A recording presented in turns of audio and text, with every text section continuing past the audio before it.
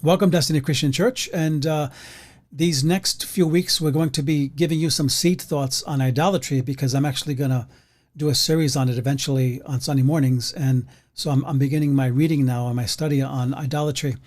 And it's always fascinated me how ridiculous it is that people would bow down to an idol. And when you think about it from the Old Testament perspective, that we would never bow down to something physically. But idolatry is so real that we can actually be doing it and not even know. And if there is one deal breaker, one rub between humans and God in the scriptures, it is idolatry. And we find that in the Old Testament.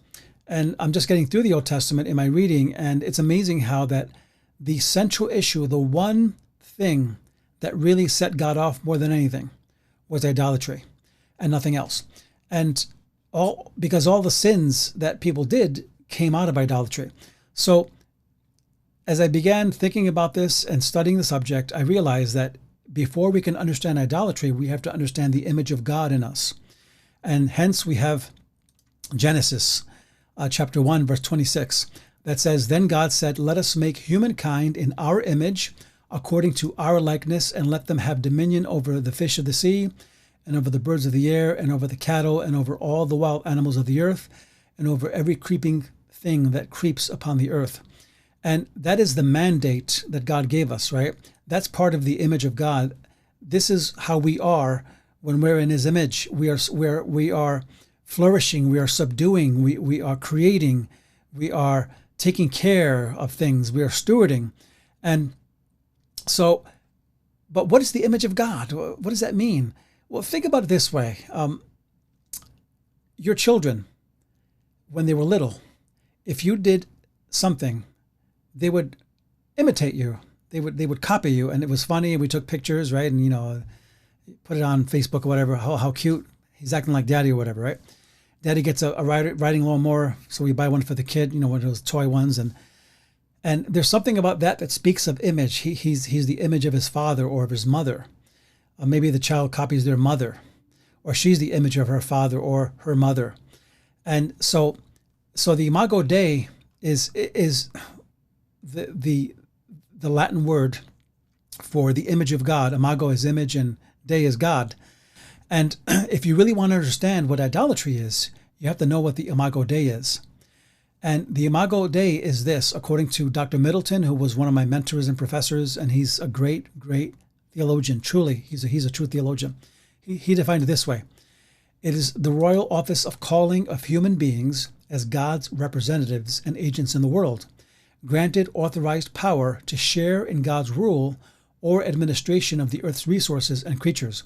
So that's his definition of the Imago Dei. And we find that in the scriptures, whenever idolatry happens is when we're not fulfilling our calling as the Imago Dei of God, as the image of God. That's when idolatry occurs. And the entire Old Testament, in fact, only has 3 specific verses that speak of the Imago Dei, which is, and they're all in Genesis 1:26, Genesis 5:11, and Genesis 9:6.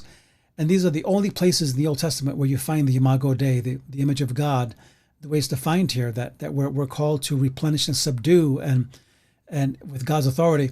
But image means reflection of God. We were created not as little gods, as some people suggest, which I don't agree with, but as reflections of God. We are like Him in so many ways that we act like Him in many ways, right? And so what is idolatry? Idolatry is simply anything that twists or replaces God's image, and by worshiping something else, and I have a little typo there, by worshiping something else and by doing something other than the mandate. So idolatry is anything that twists or replaces God's image, and by worshiping something else and by doing something other than our mandate. That's what idolatry is. So do you see how that definition can apply to us today when you think about it? But it's not where we're bowing down to some physical weird idol that we created with our hands, but it's anything that really charms our heart, so to speak. But it also tells us why certain things are defined as sin in the Bible. Murder is wrong because in Isaiah, or rather Genesis 9:6, it says, whoever sheds blood of a human, by human shall that person's blood be shed. For in his image God made humankind. So that gives us parameters as to why things are wrong, why certain things are wrong, because of the Imago Dei in us, the image of God in us. And idolatry threatens relationship with its creator, with God who created us. When we have idolatry in our lives, we are severed off from relationship with God.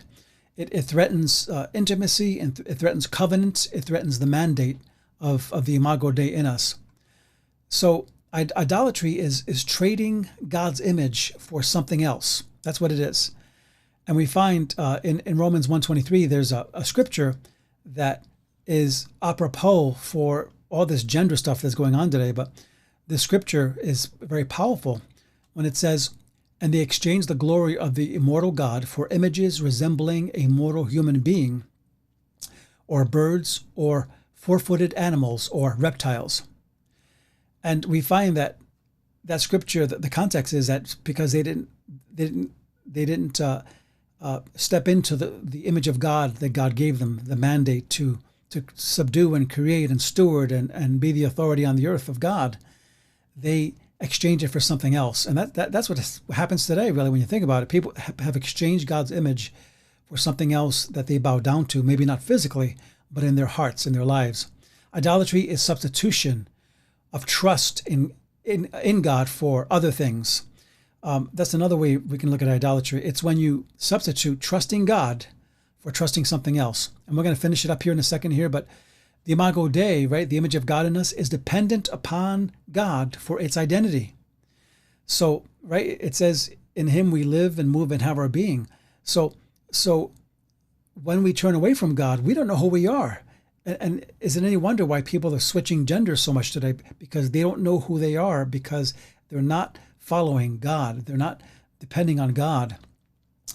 And just the way an infant relies on its parents for its safety and identity, so do we rely on God for who we are. And we also find that, let me get rid of that scripture there. That's the Romans one there. But idolatry is the substitution, not only the substitution for trusting God, but it's substituting something that you love for God, right? And when God became angry in the Old Testament, it was usually because of this idolatry. And Richard Lentz puts it this way, and we're going to close now. The scriptures use the language of idolatry when this dependence upon God is subverted in religiously significant ways. And so I want you to start thinking about idolatry and ask yourself, as we continue these little clips of idolatry, is what are we doing in our lives that might be constituted as idolatry? What am I doing in my life that might constitute idolatry? What am I doing in my life that might be the definition of idolatry? So check out the church website, because there are things coming up. We have a couple of events coming up the next 2 weekends. And we have a last minute booking we had for August 1st. We're excited about having Dan Gruber, who is a phenomenal speaker, and he's written 10 books about Israel. He's a theologian, and he speaks at Rabbi Lominger's church often, and he's traveled the world, and he speaks many languages. So I'm excited about that. So until next time, check out the website and check out YouTube and Facebook. God bless.